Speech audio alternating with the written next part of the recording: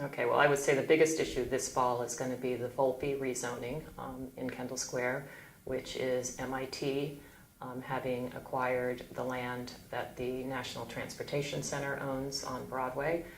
It's almost 14 acres. MIT has petitioned us to rezone the land so that they can develop it both for commercial and housing and retail. And it's up to the council to figure out what development rights they should have, because currently that land is not really zoned because it's owned by the federal government. So that's going to be a huge issue. We've just received last week a petition, a citizen petition, that represents the interests of graduate students at MIT who have for years asked MIT to build more graduate student housing. They did a study themselves. They came up with a number of 1,800 units that are needed to house graduate students, and they are asking the council to condition phasing in of the Volpe development on providing those 1,800 units. They're asking that those units be built on other land that MIT already owns, and I support that petition. So if you don't know about Volpe, that's definitely something you should tune into. Transportation, obviously, is another big issue, and probably I don't need to tell people that we have a lot of challenges on the transportation front.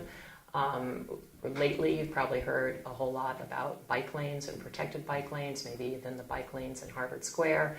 I am a cyclist, and so I have been a leader pretty much at the forefront of championing for a protected bike network, because I really believe that we need to give people more options not to drive by default.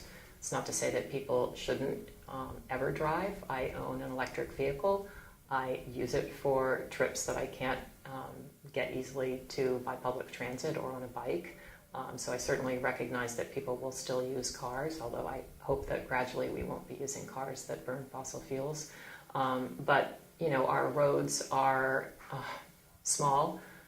We don't have a lot of space to expand them, and we are going to grow as a city, so we need more options on that. And third, I would say plug into the Envision Cambridge process. As I mentioned, there's a portion of it that is devoted to planning the Alewife area, and that will be huge when that comes to us. They have been working on that for about a year, and I expect later this year that will be presented with some recommendations to how to potentially rezone and grow that area. It's a very sensitive area because of not only the traffic challenges, but also flooding and other issues, and so I think it needs to be looked at really, really carefully before we massively upzone it. Housing, obviously, is a big issue, and then there's also local retail.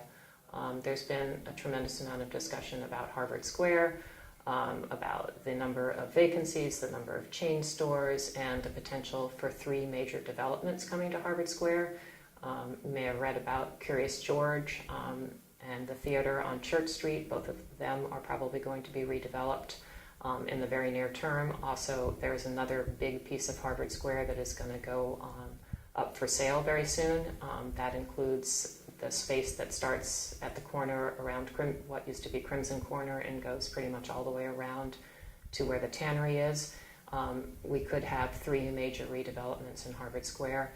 It will be very challenging for any business there to survive, so we need to be very thoughtful about how those developments are permitted.